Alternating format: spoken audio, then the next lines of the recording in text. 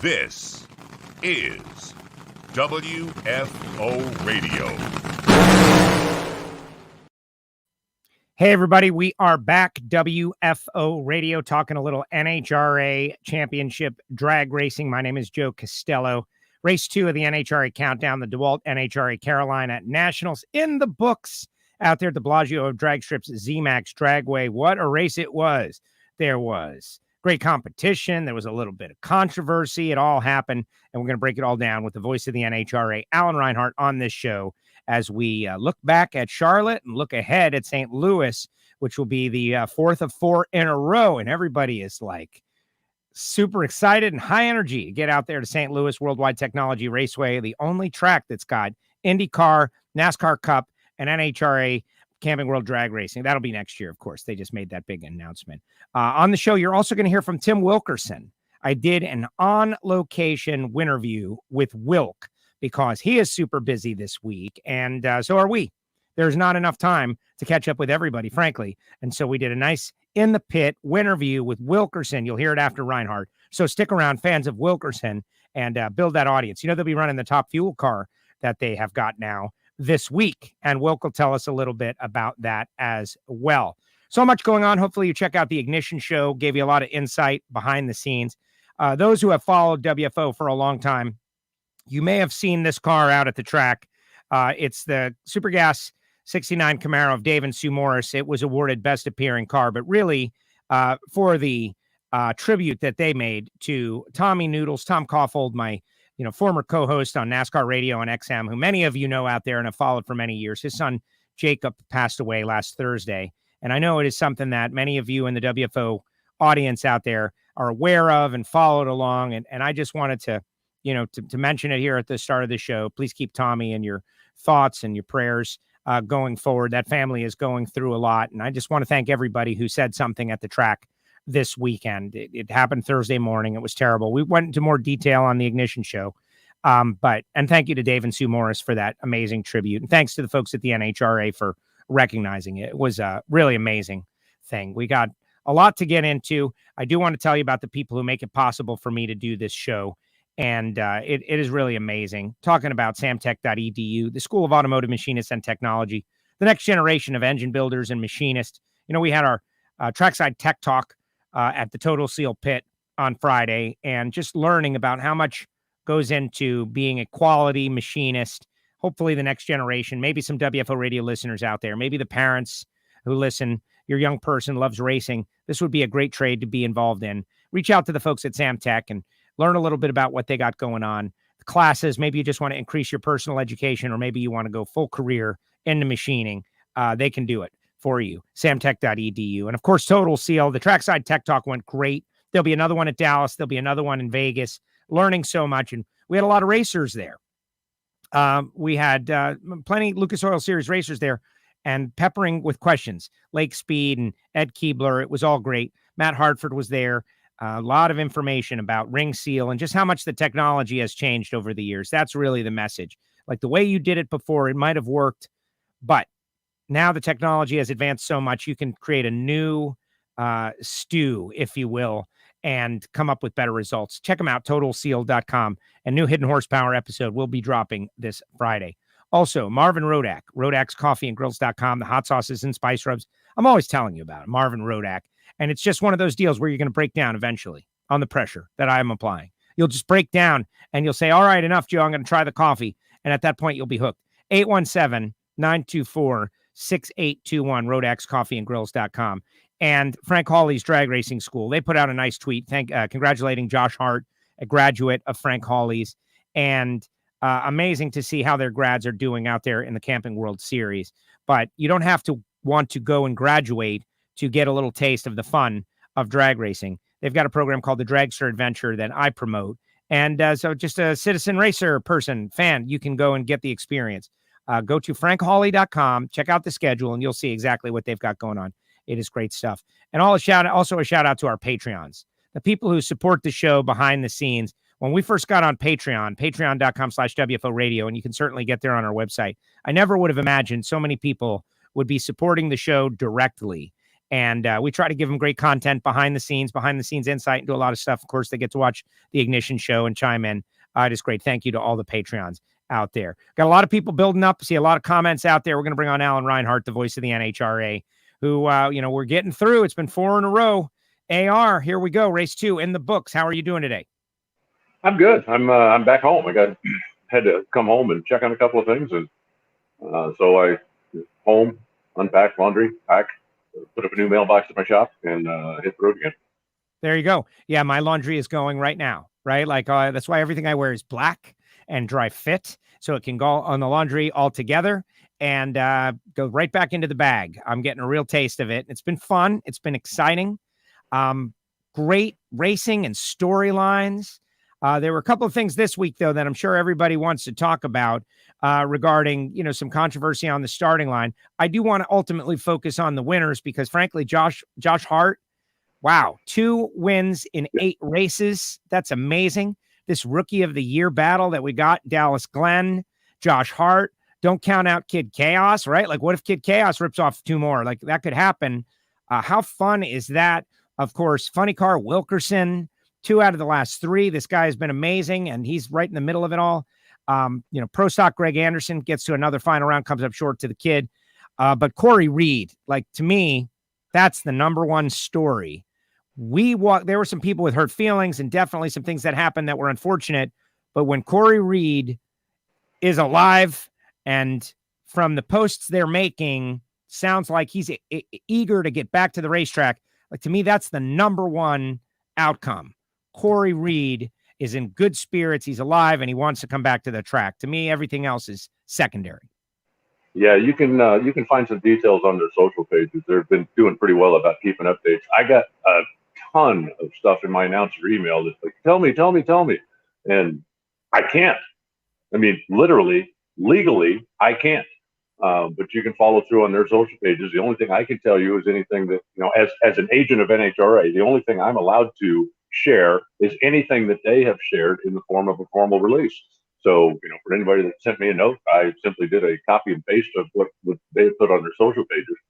But, he's going to have a little bit of a healing process. But I think he's going to be back. If you know Corey, you know that he's determined and he's driven. And, sure, he likes to have a good time.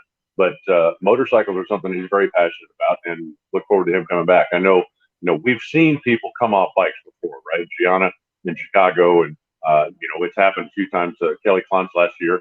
But one that flew like that, and that was the way if you haven't seen the video, then you look it up. But when he flew off the bike, and the bike and he both go behind the wall, and we simply can't see because the camera's on the other side of the wall. And I think everybody that watched that thing was doing the same thing that we all. It's like, oh, because it looks like he could legitimately be pancaked between the wall and the bike. Ultimately, I don't know what happened because it was out of view. But ultimately, when he slid to a stop, Joey got off his bike, came running back down, and he was, immediately, the safety safari, the medical people were right on scene, and immediately he was, talking to them. He was conscious. He knew what happened. He was alert. They put him in the ambulance and transported him to be further evaluated and treated. So look forward to him coming back. But that definitely was a moment. And I said it a couple of times on the PA. There is no group in NHRA more tightly knit than the Pro Stock Motorcycle group. And when one of them got hurt, for whatever happens on the track and whatever bickering and whatever chirping and whatever, when something happened, they all pulled together. And Joey was going to the hospital. He's like, I'm done. I'm going, he and Corey aren't just teammates, aren't just racers. They're friends, really good friends. And Joey said, that's it, I'm going. And Corey said, like, hell, you are. He said, get back out there and get on a motorcycle and win the race. And he almost did. Well, and let's just start there with our results review. There's so much to talk about, but like that was the emotion of the NHRA in like its most intense form. Joey's going to the hospital. Corey tells him, no, you're staying here. You're going to go out there and win this race. That's like movie stuff, right? Like that's like the dramatic scene in the movie. And Joey has to go up against Steve Johnson and is losing. Steve had the quickest bike for the most part, but he did what Corey did. He did what Angel did. Like there's something up from what I hear, and please advise, but the grandstand is just so big that when you come out beyond the grandstand, that there can be a wind or a push of air that pushes the bike in the left lane over. That caught Steve. He caught the block. Joey goes to the final round. Answer that, first of all. Is that what caused the bike in the left lane, to the best of your knowledge? Yeah, I honestly don't know. There were a couple of them that did that too. We've seen it a few times at this racetrack. It really wasn't a windy day. It's not a deal where there's a 20-mile-an-hour wind and, okay, when you get out there, you get woof. But, there was definitely something going on. Everybody that's raced there knows and needs to be prepared for it. We saw a lot of riders when they would get through the lights already with a knee out and already leaning, just to make sure that they stayed on their side. But it looked to me like if you got behind it a little bit, it was very difficult to get it back. As long as you were in front of it, you were fine. But we almost had an instant replay in the second round when Steve Johnson flipped the bike and then came over in front of Corey, but fortunately, or in front of Joey. But fortunately, that one ended up being a non-contact. And then, Joey goes to the final, and I think everybody in the place knew he was going to win it, and he certainly had it won. And then the kill switch fell out. Unbelievable. Like the heartbreak of that moment. I can't even imagine, Erica in the final round of the U.S. Nationals a couple of years ago where she had Alex destroyed on the starting line. But that was just a race, right? There wasn't that whole element of best, good friend, teammate in the hospital, crash together, like go out and win the race. He's winning it. He's got a bike length, maybe more, and it just shuts off, goes silent because of the kill switch. Like, I don't know. Agony of defeat moments where things are just, normal without a crash or anything. Like, I think that's as brutal as it can get. The bike just goes silent. It is, but I think you're also in a situation where what had happened during the day kind of puts it into almost immediately, you know what? I lost a race. That's not nearly the worst thing that can happen when you're out here racing. And, I think, Joey had pretty good mindset. He was certainly unhappy. He was very disappointed, but I think he understands big picture. You know what? I lost a race, but my teammate, my friend, is going to be okay. Angel, I think a lot of people forget that Angel actually was a teammate with Corey Reed for a while as well. She rode with them when they were just starting the team, and they put the two bikes together. So this had the camaraderie of the pro stock bike fit pretty close. And Angel, dedicated the win to both Corey and her family and friends and neighbors down in Louisiana that are still struggling. They just got power back Thursday night. They had been 1 day short of 3 weeks without electricity down at her house. So Seth was certainly happy to see that take place. But there was they both had a lot on the line. They both had a lot that they were racing for. And Angel just missed it on the starting line, and that's when I watched him leave, I went, "This is over." Like unless the chain falls off, and then the bike quit. So that's why you race all the way to the finish line. That's why you race all the way to the finish line. And just to repeat what Alan said, and then we're going to move on. If you want to know, like someone out there, Lonnie, who's a great listener, he's here with us every week, wants to know the extent of Corey's injuries. Just this is why you follow on social media. That's why social media is a great thing. Go to their page, follow along. Why Not Racing is doing a great job. Joey's doing a great job. They will report the details of that kind of stuff, because that's their information and it's their information to report, and you'll get updates. And this is why you follow your favorite drivers on social media. We're not going to give like a medical analysis here on WFO, and please understand why. We did something really cool with Angel early in the week. She said she was, going out there to try to race for her parish. She encouraged the viewers out there on NHRA social, I believe it's on Twitter, to get involved in any way they can. She had been wanting to dedicate this win for the past few races. She finally got it in. She was very bummed. She apologized to Joey, even in the media center. She broke down a little bit. She says people make fun of her for being emotional. You people are troubled people, because I love the fact that she's emotional. Like I love that she gets emotional. I get emotional. Everybody hates a robot, and then when somebody shows emotion, everybody's upset about that. Whether it's getting mad or whether it's having tears. They're whatever. But two things everybody hates, right? The way things are and change. So yes, the way things are and change. Everything else though is just fine. But got to give credit to Angel. Like, she got the job done, and you look at her now and you're thinking, Angel is in the middle of this. She's been quick. She's been fast. She's been on the tree. She gets around Flying Ryan. Then she got up on the wheel for Andrew and for Eddie, takes down Eddie, avenges that U.S. Nationals final round, missed the tree in the finals, but the racing luck is a big part of it. Like, luck is part of every sport, whether you want to acknowledge it or not. And Angel caught a break. Who knows what happens? She's 17 back of Steve Johnson in the points, 30 ahead of Matt Smith. And there's a lot to think about. Like, what's up with Matt Smith? What happened to him? What's going on with, red lights? And are they pushing too hard? Is the intensity of the countdown catching people? But Steve Johnson with that catch in the block, that could have been a runaway points thing for Steve had he gone on to win the event. We've got ourselves a great championship race in Pro Stock Motorcycle. Yeah, who would have ever thought that someday we'd be talking about Steve Johnson as probably the favorite to win the championship with engines he's building himself. Steve, who has always been, the huge oversized personality in it, but never really the mechanical guy, the fact that he's focused now and he's learned a lot and he understands now, I don't think, and I think he would tell you the same thing, that he really didn't understand what it took to win when he was out there, just trying to make sure that he knew where all the good food was and he knew who he could go schmooze with and wasn't paying attention to how much work it really takes to make these things go. And now that he's taken all that energy and focused it on his program, it shows, it's effort. That's it. The more effort you put in, the better results you're going to make. And he's putting the effort in and he's showing the results. Absolutely. Hey, I want to remind everybody out there that tomorrow we are going to have Kyle Koretsky at 11 a.m.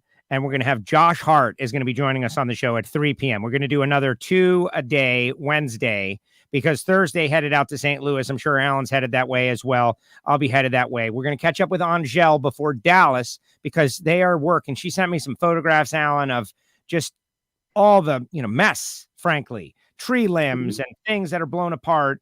And she was going to do it. She says, I'll do the show. But I thought, you know what? It would be better. Let's just wait right before Dallas, which is the next time the Pro Stock Motorcycles are going to be on track with us. And so that will happen. We will have Kid Chaos at 11 a.m. and Josh Hart, who that is a great story as well. Let's move on from Pro Stock Motorcycle, though, unless you have any final thoughts, anything you want to say about what we saw here this weekend. The championship is wide open. It is definitely that. And, that's what makes it fun. That's what makes it fun. All right, let's go to Top Fuel now, where Brittany Force, 8 number 1 qualifiers in a row, 10 on the season. And that's just amazing what David Grubnick has been able to do and figure out with that car, swinging for the fences, trying to come up with that race day setup. And it seems like they got it. They got through Artie Allen in the first round. Spencer Massey is back, takes out Antron Brown, goes to the second round, almost gets Brittany. Like, Spencer Massey, I just want to comment. I spoke with Spencer. One of the best drivers in Top Fuel doesn't drive Top Fuel full time, and it's Spencer Massey. Well, I mean, that's true. But, he's making a cameo appearance for Pat Dakin, who is, dealing with some issues and can't drive the car right now. So it's nice to see him back out on the track. Spencer's history is pretty well documented. But, he said point blank, between driving, he actually did a pretty in-depth interview on competitionplus.com with Bobby Bennett. He's enjoying driving his bracket car, driving his A-Fuel car. When he gets a chance to drive the Top Fuel car, that's great. But he's really just enjoying what he's doing right now. And he said, I would rather go full-time bracket racing than full-time Top Fuel racing right now. So, you know what? The kid's doing what he wants to do. He's enjoying it. He certainly got the ability to do it whenever he gets in the car. So good for him. Yeah, I find that to be unfortunate. He said that to me too, and I believe him, and I understand it.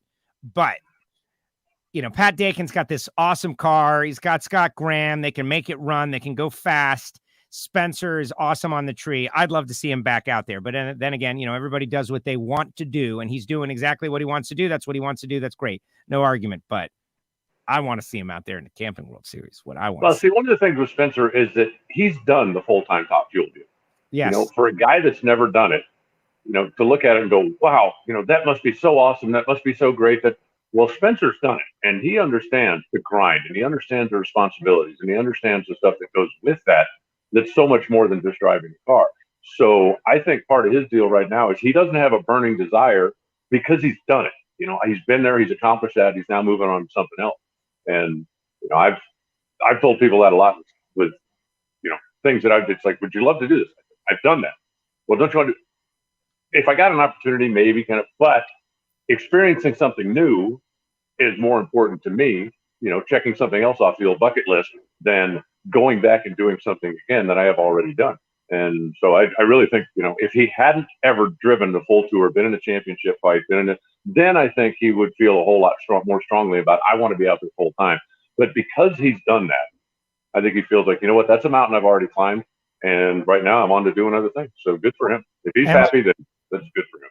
Well, exactly. Ultimately, no one's obligated to do anything. And this guy, Dragster Jeff, says bracket racing pays better. And right now, if you do go to all those big money races, you have multiple shots each year to win hundreds of thousands of dollars. And Spencer is a really good racer, whether it be Top Fuel, A Fuel, or bracket racing. So if he cashes in like a Troy Williams Jr. or Gary Williams or those guys, he could make a lot of money. So no judgment. I like to see him out at the racetrack. Looking at the ladder, there's a couple things. Everybody that I'm sorry, Joe, everybody that has the bracket racing pays better. They pay one guy better.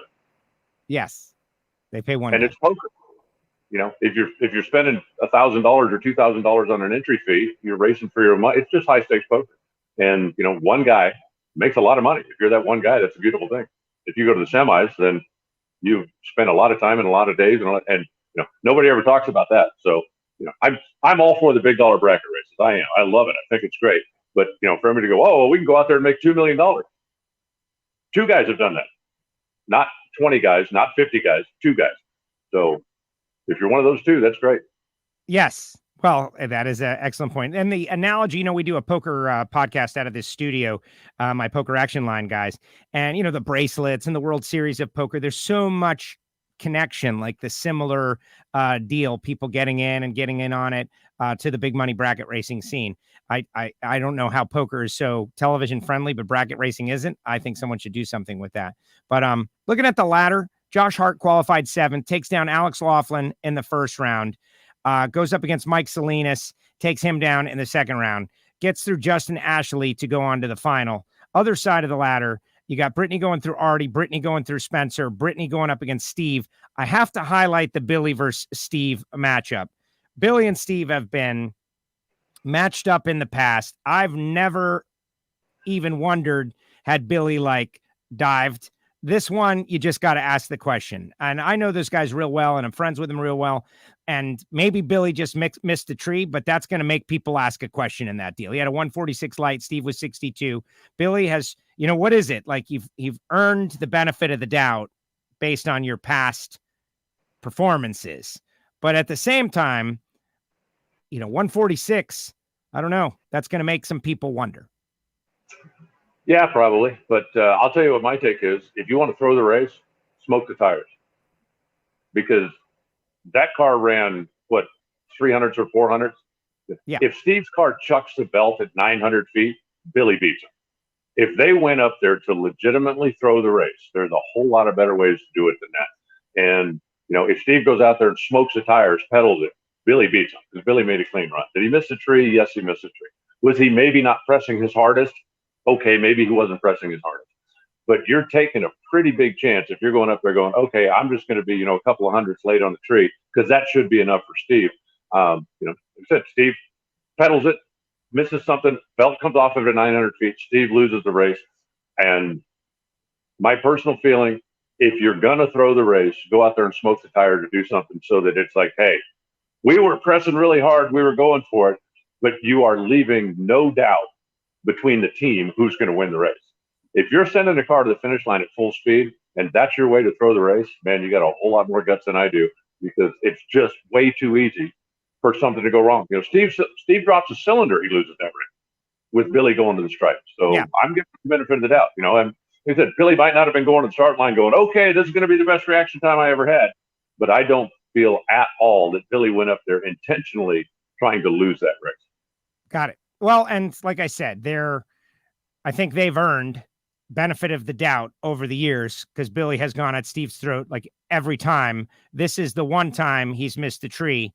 And we'll just have to think about it. Okay, now that's on the radar. We'll see what happens next time. Setting up the big matchup against Steve versus Britt. And I think this is the entertainment that everybody wants to see. I don't know. This is what I think everybody wants to see. And the race went a little sideways in that the win light came on for Steve. Brittany was the actual winner. I can tell you my story on the starting line. I watched the cars go down the racetrack and I accepted the result seeing him that way. But then when I saw the replay up on Sunoco Vision, I thought, wow, that looked like Brittany got there. And I immediately looked at Grubnick, and Grubnick was exploding on the starting line, and it was eventually overturned. You were up there in the announce booth, race control. Why don't you walk everybody through the process? Well, they left the starting line, and I glanced down at the computer like I always do. You know, just glance down at the reaction time, and it's like Steve had 26,000. Okay. And they go down the finish line, and the numbers come up, and it's 375.1 on one side and 372 on the other side. And the light comes on for Steve. And Steve wins on a hole shot. And I look back at the deal, and I went, that doesn't add up. And I mean, one, I'm pretty good at math. And two, I've been doing this a long time. And so I'm looking at it, and Brian, as you know, but your listeners wouldn't know, the TV studio in ZMAX is right next to the announcer booth. And there's just a piece of glass in between the doors. So I look over at Brian, and he looks back at me, and we both went, you saw that too, right? Like, something's weird here. And I yelled something over at race control, and by then they had fired the next pair, but they were already looking at it. Well, then they fire the next pair being Justin and Josh. They go up there, they make their run. Justin actually smokes the tire. Josh wins by 2.5 seconds or whatever. I mean, half a track out in front. And the win light comes on in Justin's lane. And it's like, okay, guys, timeout. Something's wrong here. Well, what had happened was they were running a score test while they were doing the track prep, getting ready for Nitro. While the track is silent, they ran a scoreboard test. There was something, and I don't even know what it was. I never noticed anything on the scoreboards that made me think something needs to be checked out. But there was something that they either changed, fixed it, or whatever, but they were running a scoreboard test. When the scoreboard test runs, it runs through the numbers, and it toggles the win lights, and it does so you can just make sure all the lights and all the stuff is working. When you finish running a scoreboard test, you need to reboot or restart the computer just to reset everything and go. And they were ready to fire top fuel, and they never restarted the computer. So all of the timing was spot on. All of the math was exactly what it was supposed to be. The only thing that happened was the win light came on wrong. And the win light is independent of the timing system. Completely independent of the time. The win light doesn't look at the numbers, look at the math. It is an independent thing. So everything worked as far as timing, scoring, except the wrong win light came on. So when they went in and rebooted the computer, then it was fine. Everything went right back to what it was supposed to be. But that's what the issue was. It was actually an error. Kind of like if you update your computer, right? Your computer downloads all this stuff, it updates, and it needs to restart. If you don't restart your computer, you don't have your updates. And so after running the score test without restarting or rebooting the computer, it didn't reset everything and go back. So that was a black and white issue, exactly what happened. Everybody understood when they thought, end of the day, yes, Brittany won that race.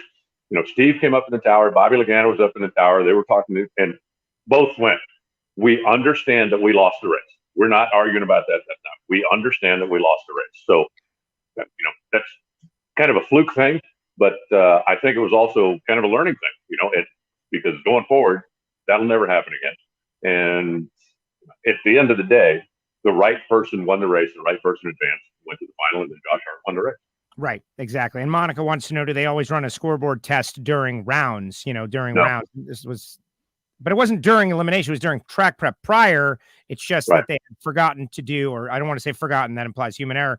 It didn't happen that the computer got reset or whatever, and that's what caused the issue.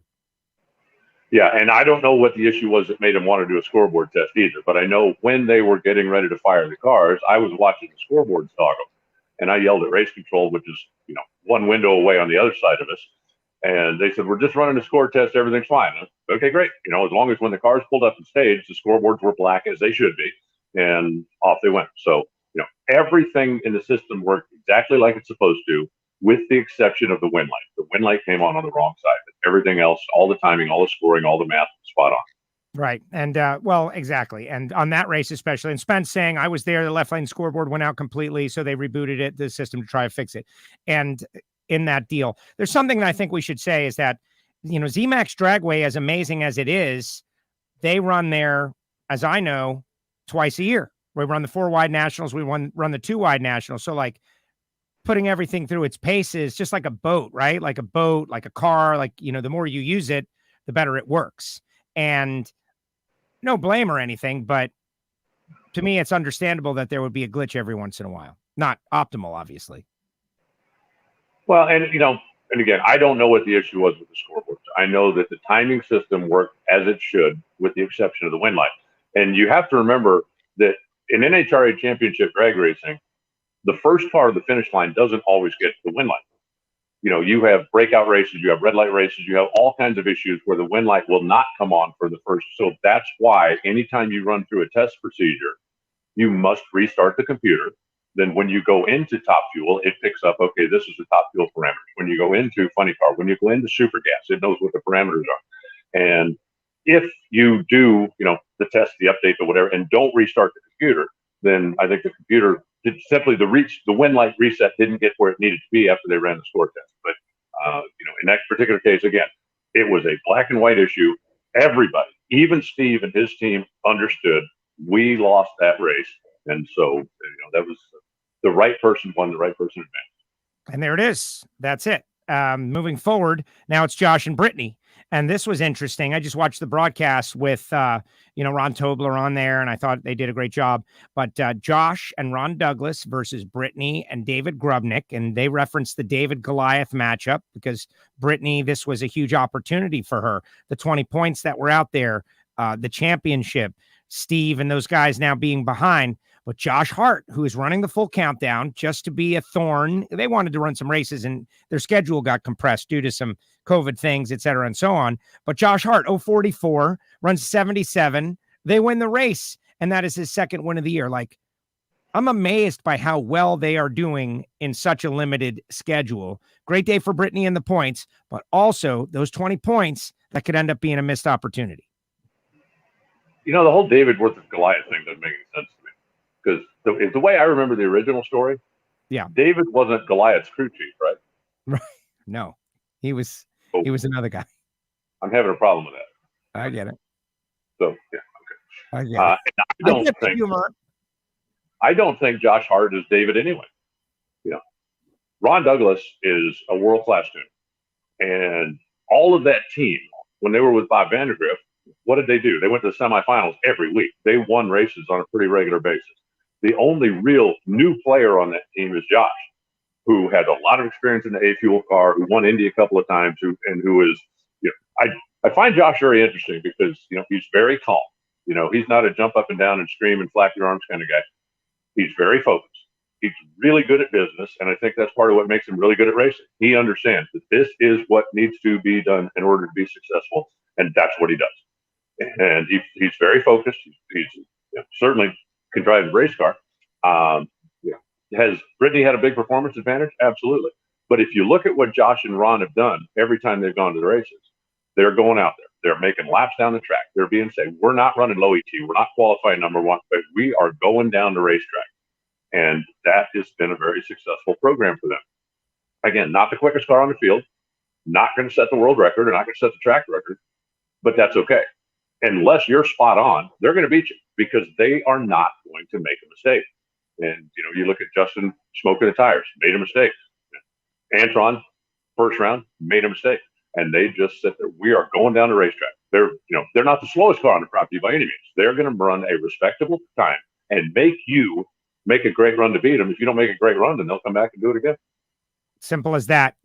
Josh is going to be on tomorrow. The more I get to know him, he is a very intense, deep thinker. He goes into his, cocoon of concentration, but, breaking him out, like, I don't know. I think this guy's going to be around for a while. I think he's going to win a lot of races, and he is planning ahead. He keeps saying, Arnell Carriers, we're in it for the long haul.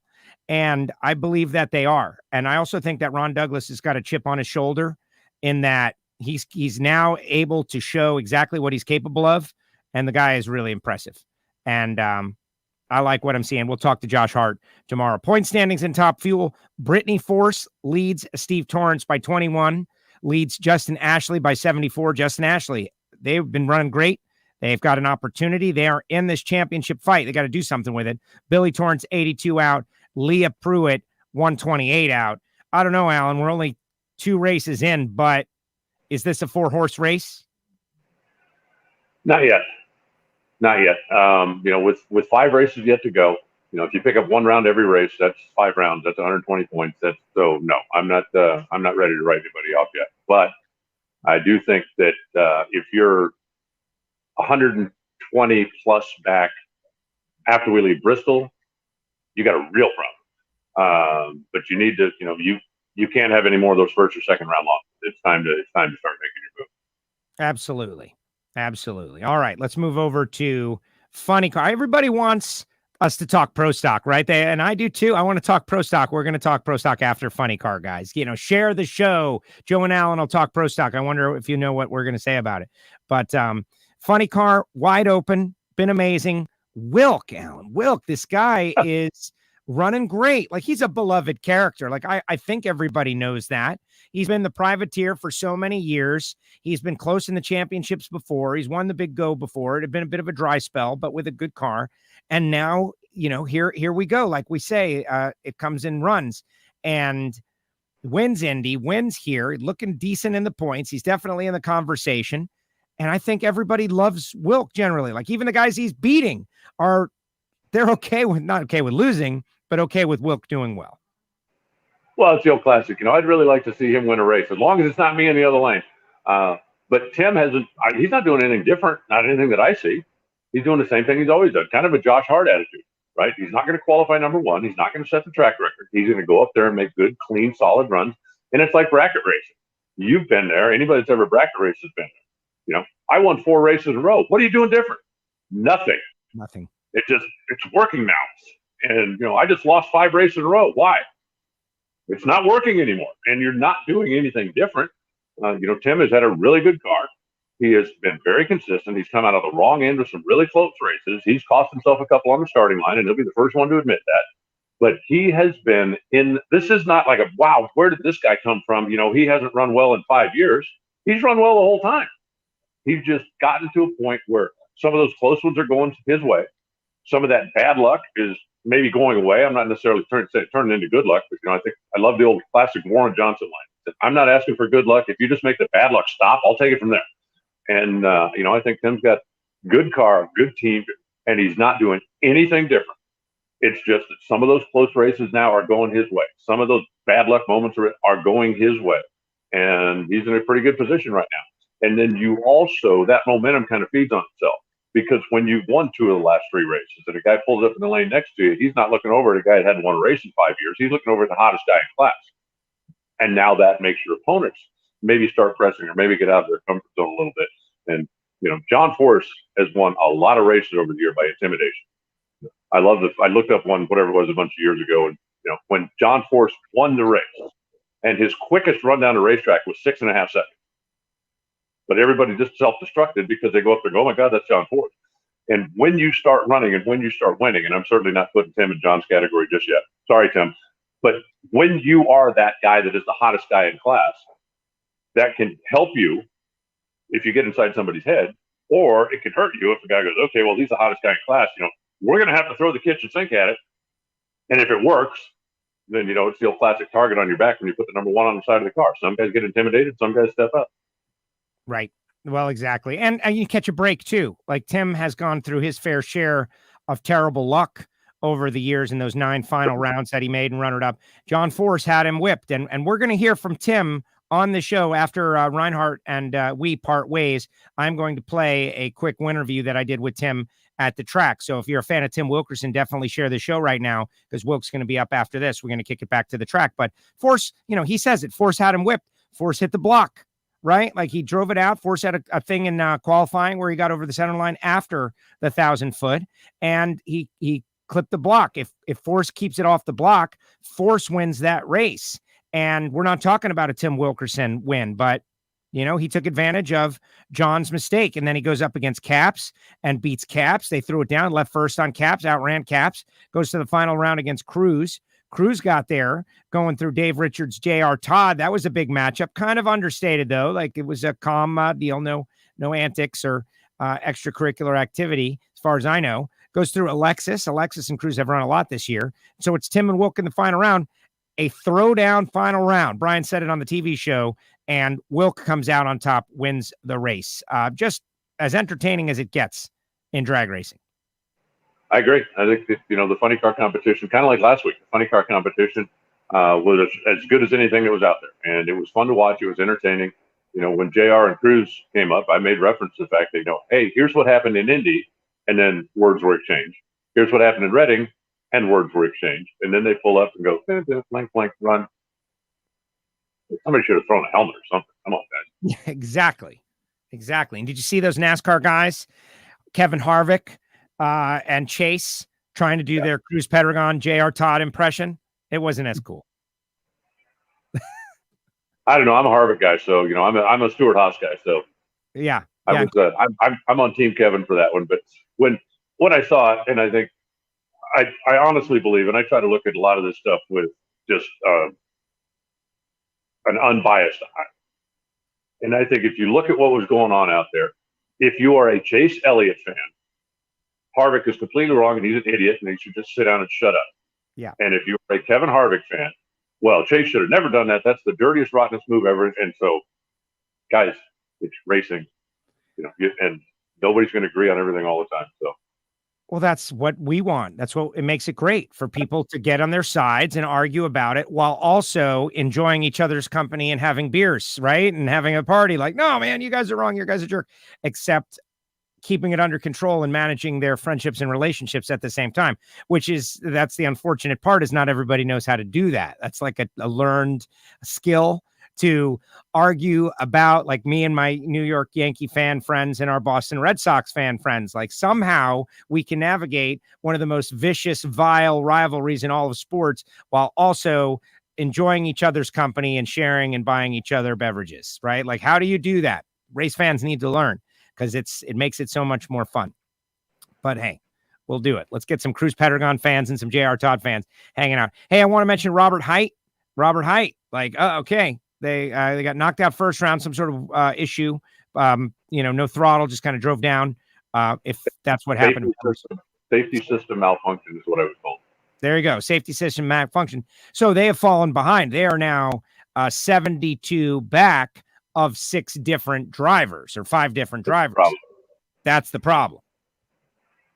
Yeah, they're not done by any means, but no. But if you're in third place and you're 100 back, you need 2 guys to stub their toe, and you're right back in the mix of it. If you're in 7th place, 100 back, the odds that 6 people are all going to stub their toe on the same day get pretty tall.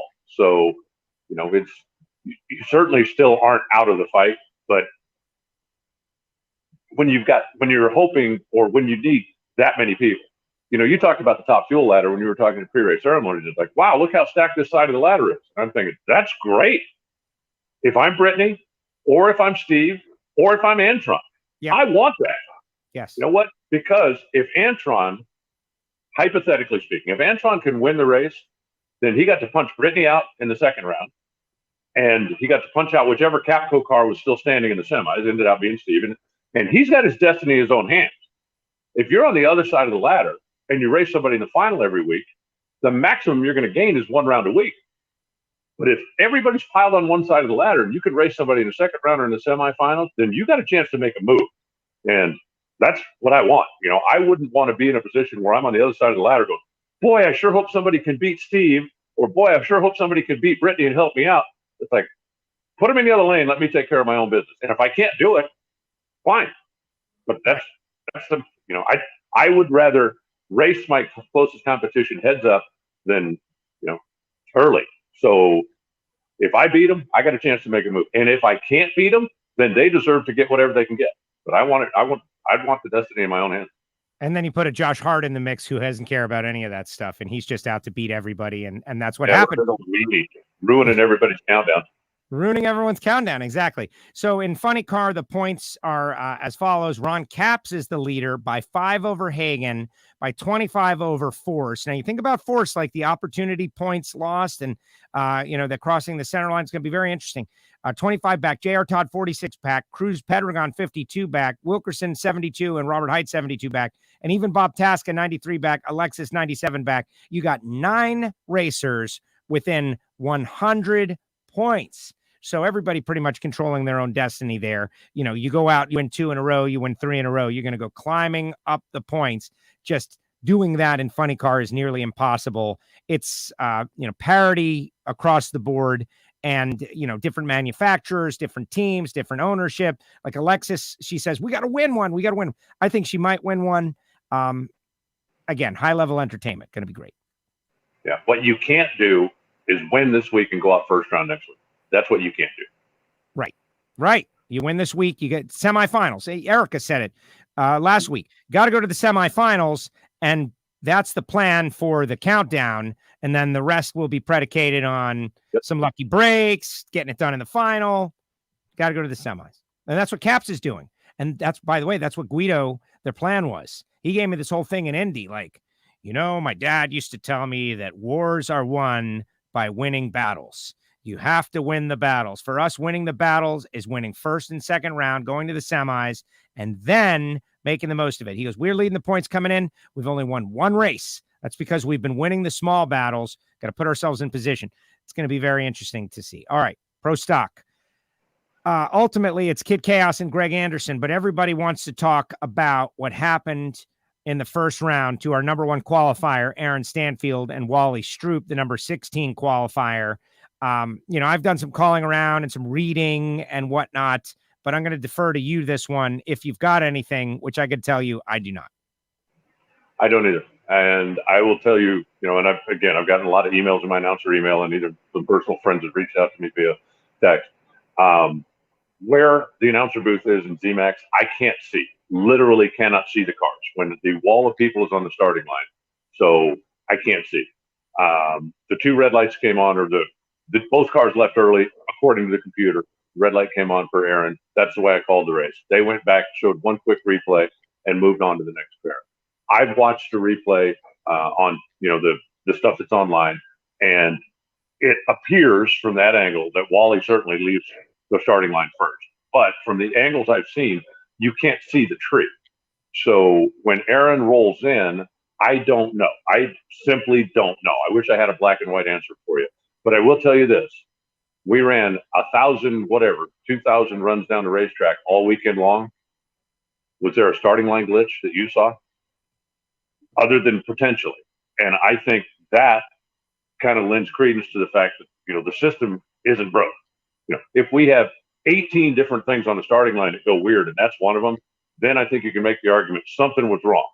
But when I don't recall anything questionable on the starting line as far as, a bogus this or that, so I think that lends a lot of credit to the CompuLink system that it didn't fail in this instance.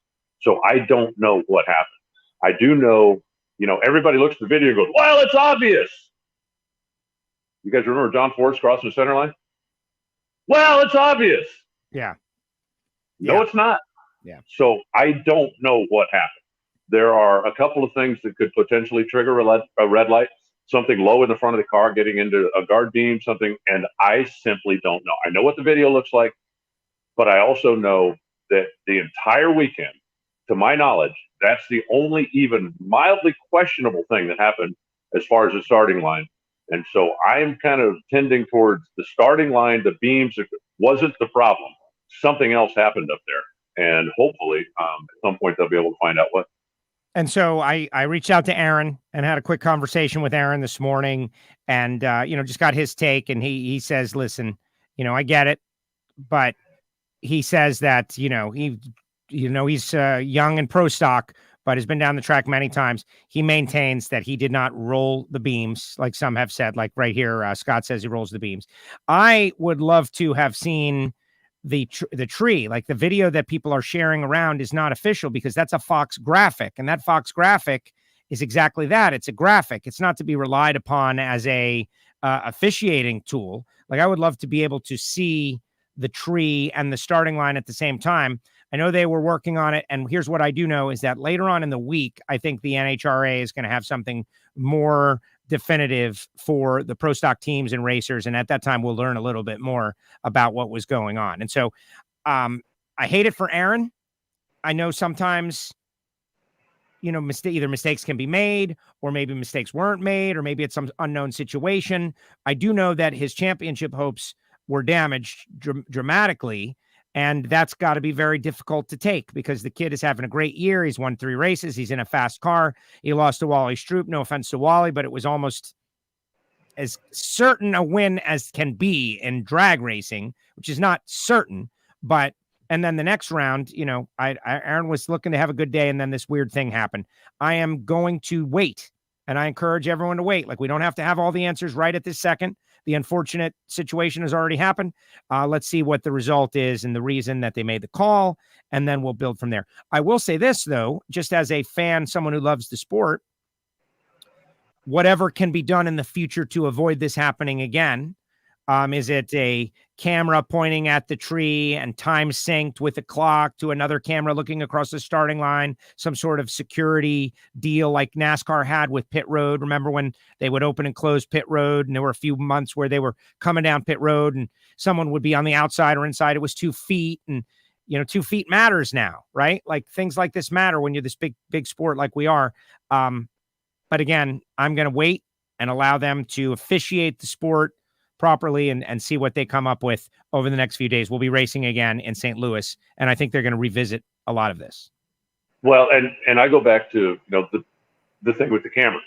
You know, everybody that saw the John Force video on the center line, it's obvious. There it is. Nobody can deny that he crossed the center line, except he didn't cross the center line. Right. So the camera, you know, whether it's an angle, whether it's what, doesn't always tell the whole story. I hope they do get to the bottom of exactly what happened, but I simply don't know. If I had some inside information, I'd be happy to share it. Right. And so for everybody that has listened to WFO to this point for our deep insights, there they are. We don't know. I got nothing. And on this one, I'm sorry to say, but that is the truth. I got nothing.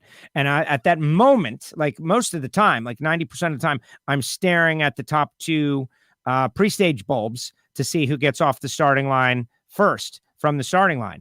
And in this one, I wasn't. I just was off of the tree. And then I heard chaos, and it was too late for me to see. So I can't offer any personal insights on that one. It's a bummer for Aaron, though. I feel badly for him and Joe Janik and David Janik, who they've got a championship contender there. But it just, you know, it was a tough deal. It's one of those deals. In the end, though, Kyle Koretsky, Kyle Chaos, gets through Christian Quadra. Dallas Glenn goes trip zip on him, but he gets around, takes down Wally Stroop, and goes up against Greg in the final. Greg got through Erica. Greg got through Troy. Greg got through Fernando Quadra and gets off the starting line 006 and gets outrun and is denied, breaking the record with Warren Johnson by the kid. First Wally for the Koretsky family. Amazing. Well, Greg in the semifinals made what might have been the best pro stock run made by anybody all day. You know, there were plenty of pro stock guys that were having a bit of a difficult time getting everything out of the racetrack. We saw a number of cars that had shook and paddled the tires so bad they had to shut off. We saw a number of cars that were just off in 60 feet, even though they went ahead and made the run. But the track looked like it was, there wasn't a big window of error. There wasn't a big margin of error there for the pro stock cars. And when Greg made that run in the semis, whatever it was, 57, I think, I went, wow. Because that was head and shoulders above anything anybody had done all day. That was as hot as the racetrack had been all day. And if I'm not mistaken, it was 400s better than Kid Chaos in the semis. So he goes into the final. He's got lane choice, and it looks like you guys figured this out. And then he goes up there, and the thing rattled. I think he was 102 or something to 60 foot, even though, you know, he was 006. Koretsky was 011. I mean, both of them went up there definitely hungry on the tree.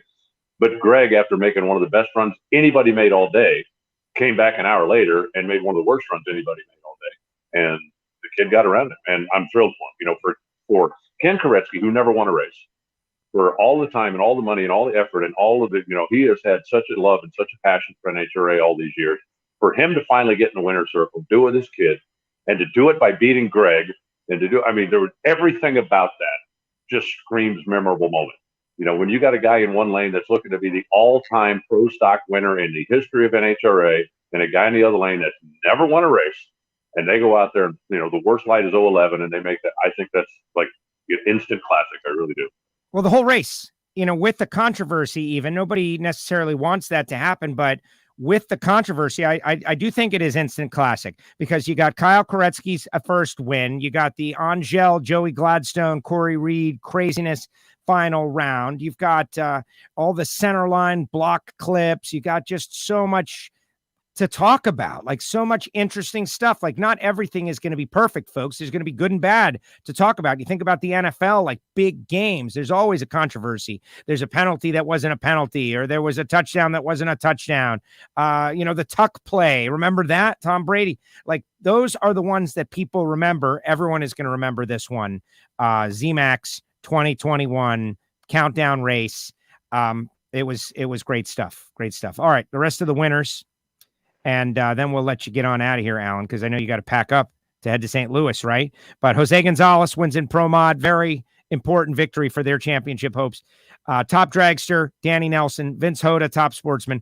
Craig Porter won in Super Gas. I want to mention Dave and Sue Morris. They got down to the semis, and they had something blow through their Craig Porter's side of the tree, and he lost a double breakout with a 1 second ET.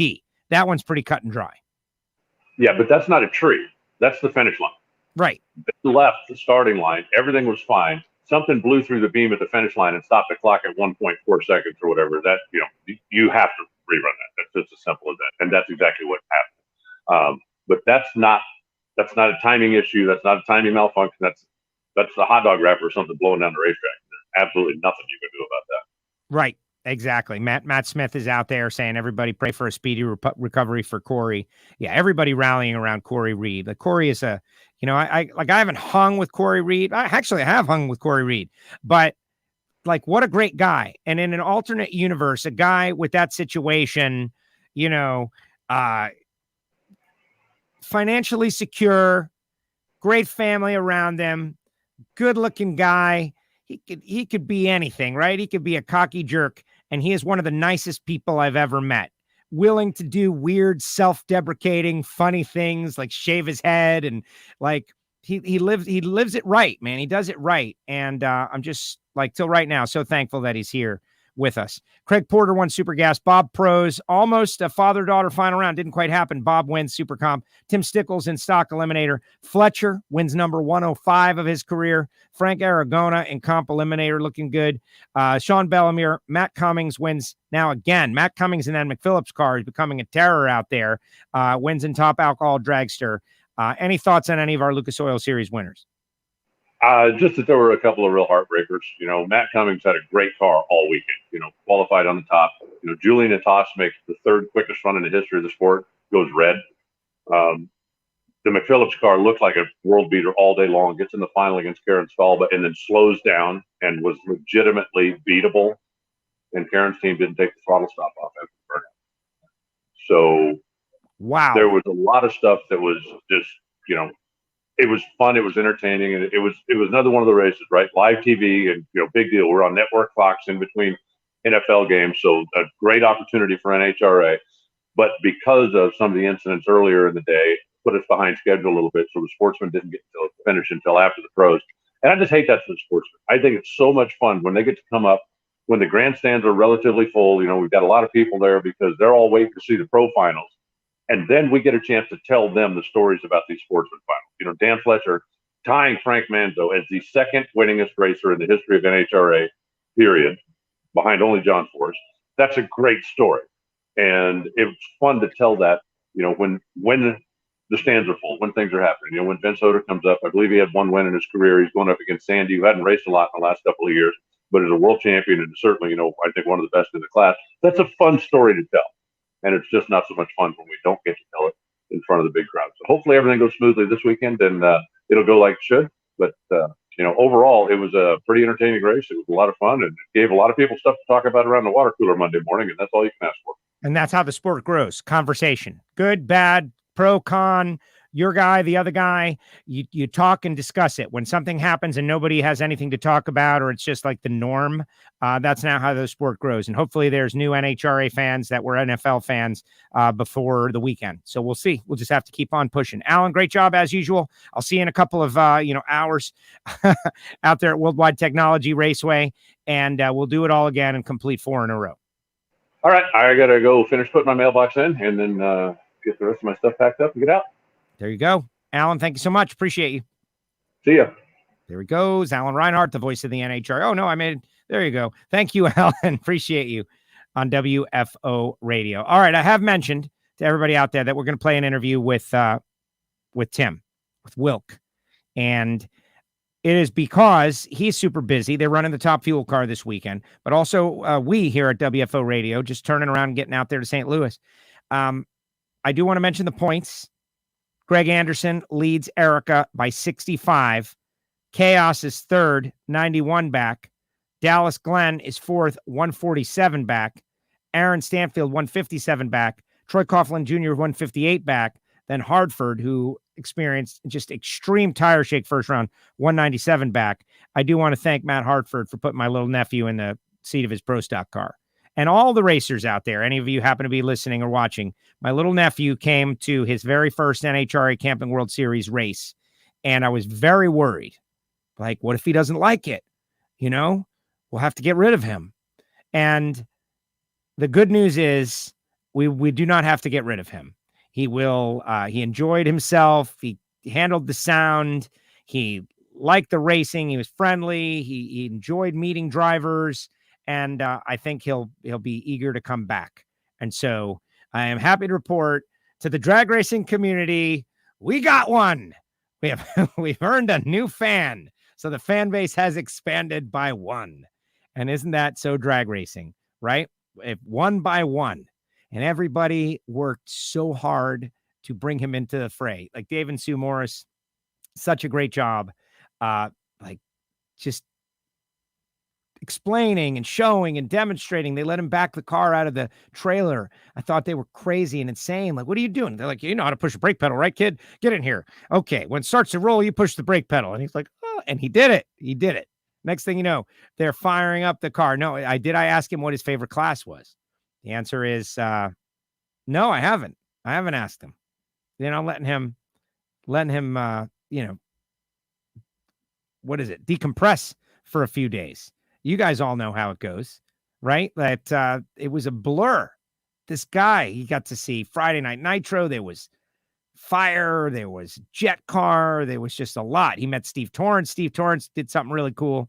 Came out. Nice to meet you, Steve Torrance. I was like, really good. I have 100 great stories that, they're meaningful to me. Not so much you guys, but seeing my little nephew out there was great stuff. All right. And one person that was especially kind to him on Friday night, and not so kind to me, though. He said, who you hanging out with, kid? Was Tim Wilkerson. Tim Wilkerson went on to win the race. This is the Wilkerson Winnerview, guys. It's about to happen. Here we go. I'm going to click share. It's going to last 5 minutes. Tim Wilkerson, Richard Hartman, Wilkes guys at their pit after the win. Let's watch.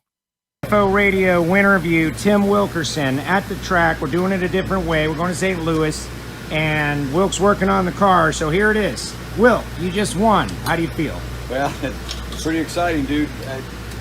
To beat them same champions that we actually got to beat at Indy was pretty thrilling, to tell you the truth. Big statement, right? About the team, about these guys, about... Oh, huge statement. Like you say, this my group of guys work just as hard and are just as quality as anybody out here, and I think that we're showing them that now, right? We're not a fluke. Why is your staff not doing this job right now?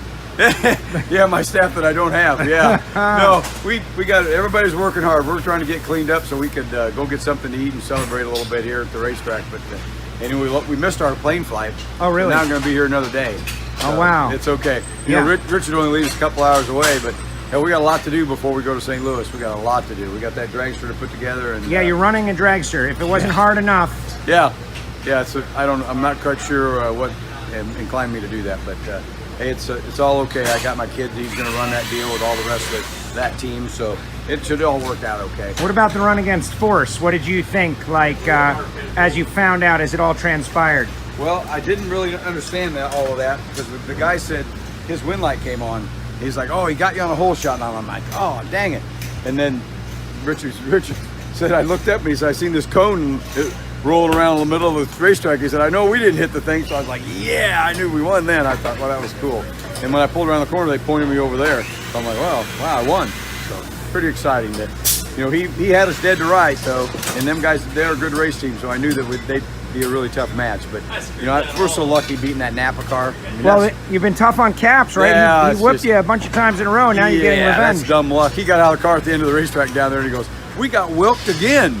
I said, yeah, well, you know, we throw everything at it when we race them guys, you know, because we know that you know, Guido and Medlin and Caps driving, that's a terrible trio for the rest of us in racing. So, you know, they're going to come into their own and they're going to win some more races, no doubt about it. I hope that I can win more than they do in this countdown. And then Cruz Pedregon in the final, like. Well, Cruz and I are we're the unknown secret out here for the countdown.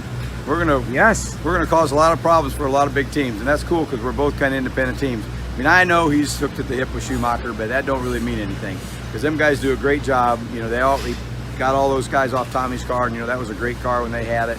But still, they're a one-car team no matter how you look at it. All right, but this next race, St. Louis, like that's home for you, so it's just kind of a different one-off. You really want to win there. You know, I really think that that's a neat place to win for me because of all the family and all the people that go there. But yeah, it's a little bit of undue pressure that you have, but that stuff really don't bother me. They know, they all stay away and they know what they're supposed to do. So it's pretty exciting to go to your home state right after a win, especially. We just got to hope the same thing don't happen to us that happened to us after Indy. Right. We don't want to go win first round. Right. So hopefully we don't do that. So the top fueler, you know, Daniel listens or watches WFO on an occasional basis. Yep. Do you want to tell him to do anything on this top fuel car? No, we're all learning with that top fuel car because, you know, Keith Mert, he's kind of a rookie driver and he drove 6 or 8 years ago. So we're trying to get him his license and get him going. Well, we got that done. So now we're just trying to see if we can win some rounds with him, or at least get the car to go down the track and learn how to run that thing, because there's a big future in top fuel. It might be for us or Daniel, or it may not. We'll see. Oh, I love that. A little tease. We'd love to see it. Wilk, we'll let you get back to work. Thank Congratulations. You, big win. Dirt on my hands. Dirt on you. It's still working. Look at these guys, man. Look at the team. There's your good luck charm. There's everybody. You know, you're right. She is a good luck charm. Right. Yep. Good job. Got it done. Tell her hi. Yeah, waving to the WFO audience. We got Hartman back there. Let's go see Hartman real quick. All right, everybody. We're going to keep going. Just real quick. Tim Wilkerson. Look at these guys. Congratulations, guys. You're on WFO now. You're on WFO. Woo! All right, Hartman. How does it feel? Feels good. Yeah? A little tired, but... Are you tired? Are you guys tired? No. No? No? You ready to go again? Should I call them back? St. Louis Q1's right now, right? Yeah, exactly. 90 hours away or whatever it is. We're ready. Getting everything cleaned up, ready to go, heading out. This is like the rock star life of a nitro crew. Oh, yeah. Right here, living the dream. All right, guys, congratulations. Thanks, Joe. All right. And there you have it. The Winnerview. Tim Wilkerson, Richard Hartman, the LRS guys, Wilk's Warriors. How awesome is that? And, you know, Wilk is super busy, and we decided to do that. And hopefully you guys appreciate it. And fans of Wilkerson will share that. And he was great. And he ran through the round by round. And I thought it was cool. And I love those shots of going back to the racetrack, honestly. And you could hear I was kind of out of it as well. All right. Put your comments in the comment section. Tomorrow we got Kid Chaos at 11, and at 3 we got Josh Hart. And I'm super excited about Josh Hart because this guy's real, like for real. Put your comments in the comments section and we'll get to them. Your thoughts on everything. I know you wanted more about the Aaron Stanfield deal, and I can just tell you that I think there's more coming. At very least, you know, how they got to where they got. I need to see the tree. That's my deal. I need to see the tree. And that thing that everyone's sharing with the Fox stage, pre-stage graphic, that's not enough. That's a Fox graphic. You got to see the tree. And, you know, is there a shot with the tree out there? I haven't seen it yet. That doesn't mean it's not out there. But there's several possibilities here. One that I'm taking out of it is malice, right? Like malice. So many fans post, you know, there's malice, like, oh, it's because of who that person is. I can assure you that that's never the case. I can tell you that based on my own experience. That's not the case. But we'll see how it all works out. Like, this story is going to play out over several days. And I hope that however they came to the conclusion, makes everybody feel much better about the way it all went down. But if you're Aaron Stanfield, it's going to be tough no matter what, because that kid, his only mission, he's got to go out and win the race, right? Like go out and win the next race and put this behind him.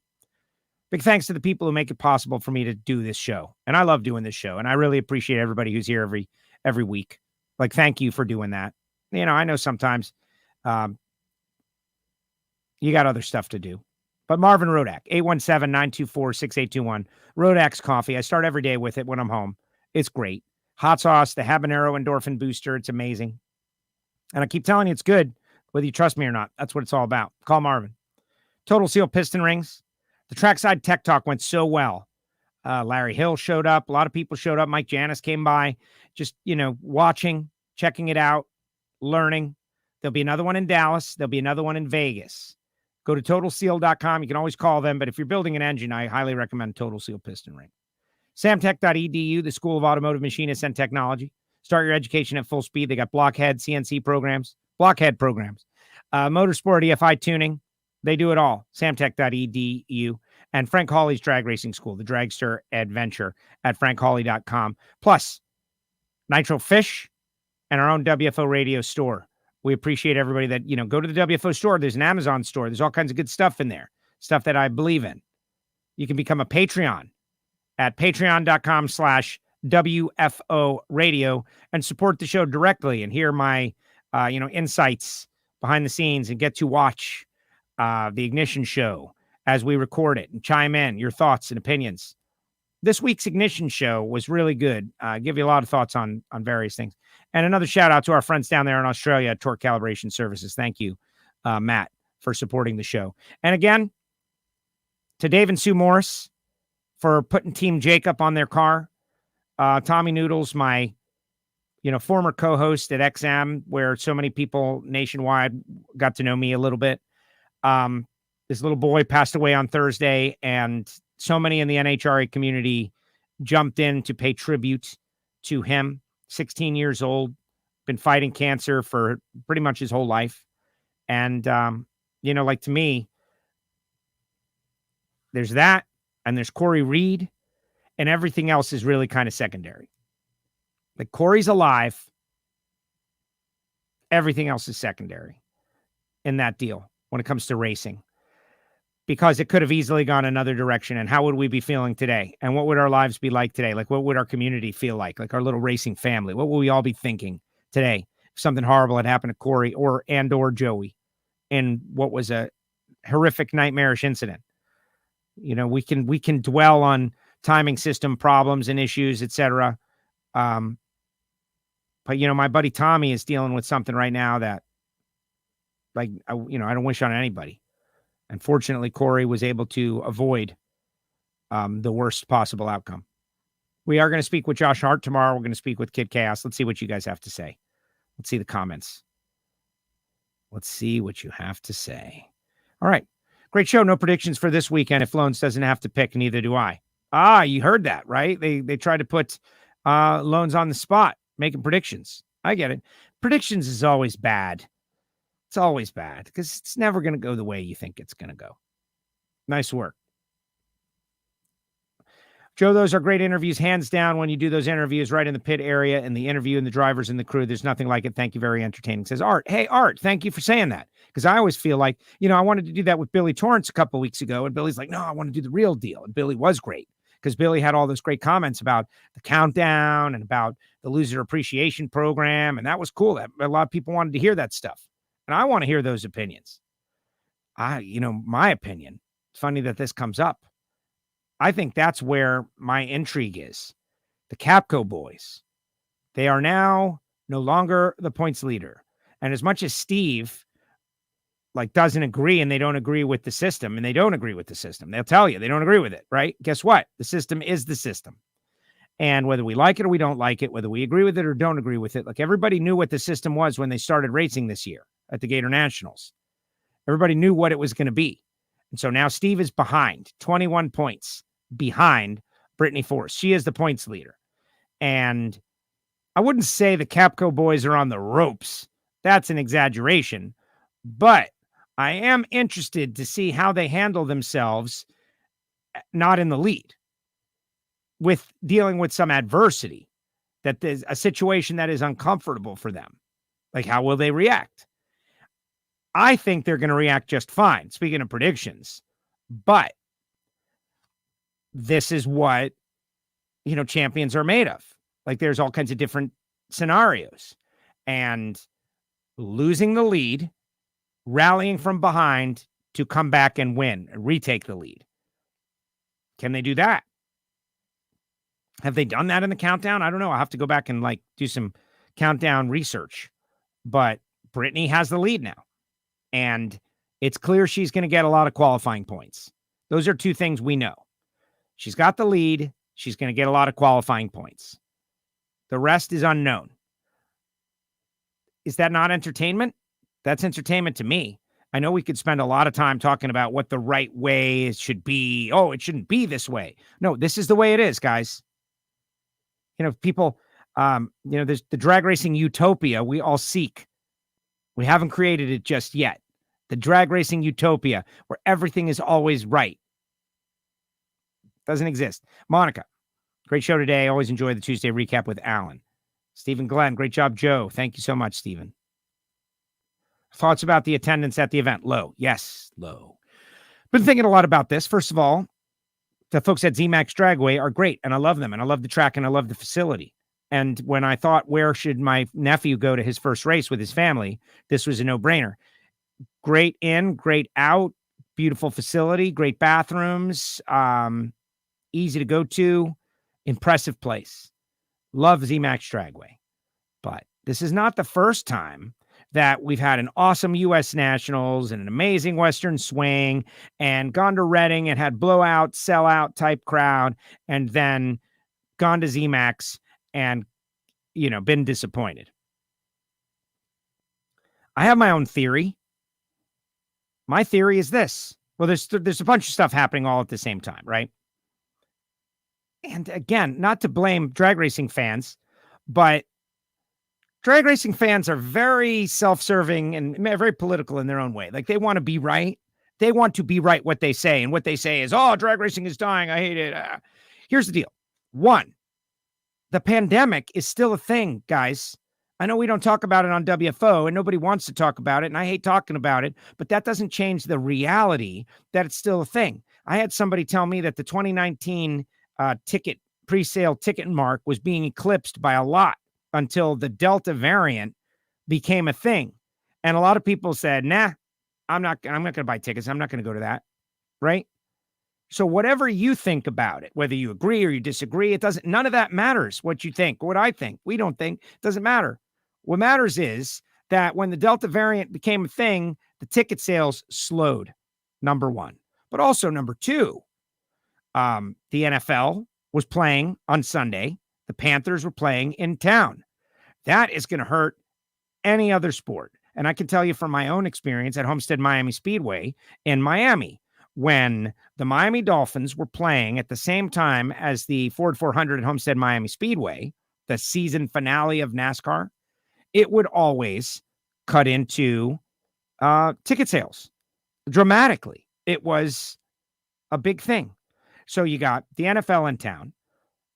3, it's football season in general. Like, the early season race is not during football season. The late season race is during football season. College sports are massive down there in the Carolinas, and also the NFL. So all of these things happening at once. Plus, you've got this massive venue where if you don't fill it, it looks like it's empty. And then finally, and this is my own personal thought, like all of those things that I just said, they're undisputable. The COVID still being a thing, as much as you don't want it to be, it's still a thing.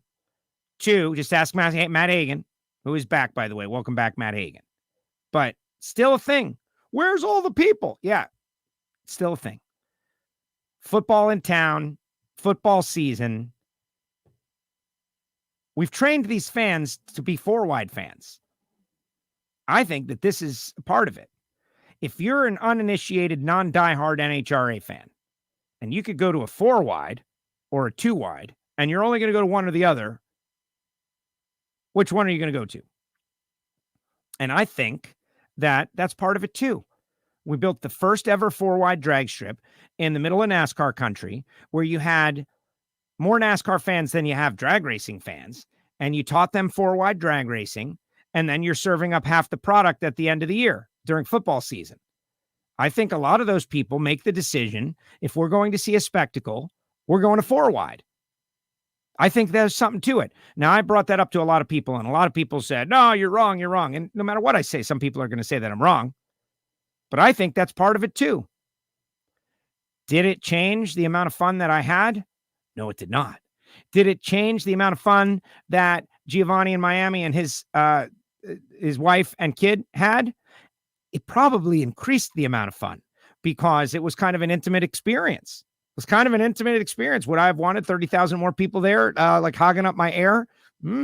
I know that's selfish for them, for the fans. It looked great on TV. It's a beautiful, amazing facility that we need to support no matter what. If 9,000 people or whatever it was decide to show up, however many it was, and I don't even know what the number is, what are you going to do? This week, we're going to go to St. Louis. We're going to go to Worldwide Technology Raceway. I fully expect it will be packed. And then we're going to go on to Dallas, and we're going to go on to Vegas, and we're going to go on to Pomona, and we're going to be great. And the sport is the sport. And we had our first weekend on the NFL, like on Fox, led into and leading into the National Football League. We had to have put some eyeballs on the sport that have never seen the sport before. It's just absolute. Were we able to convert some of those people into casual fans? Will they stick around and watch a little bit next time? I don't know. But yeah, the mystery of the fall race at ZMAX. It's a perfect storm. So there you go. Thank you, Keith, for that. Great show. Safe travels. Jim Essick. Bottom line, the announcers need to be elevated to a point where they can see the starting line in the tree at every race. Yes, there's a lot of problems out there in the world, but I don't see it happening, guys. I don't see it happening. I want it to happen. It's a very difficult place to call a race. It's difficult. You're on the ground floor. You're looking across the track. It's difficult. But, are they going to take on a construction project to redesign the race control? I hope they do. But am I going to, I don't even want to go there. It's just pointless. Keith Howard.